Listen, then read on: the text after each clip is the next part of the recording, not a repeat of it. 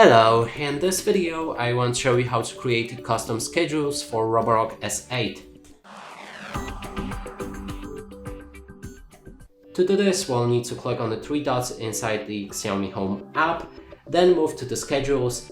Right here you'll be able to see plus button, click on that to add new schedule. We can set the hour when it should start, then change when it will repeat once every day, weekdays, weekends, or custom. If you select custom, you can pick a specific amount of days, for example only Wednesday and Tuesday.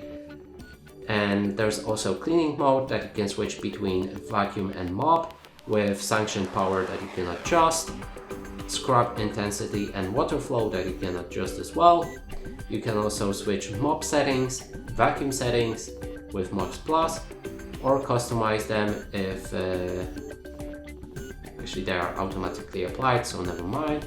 And then we can save it like this. And that's it for this video. Hope you like it. Please consider subscribing to our channel, leave a like and comment below.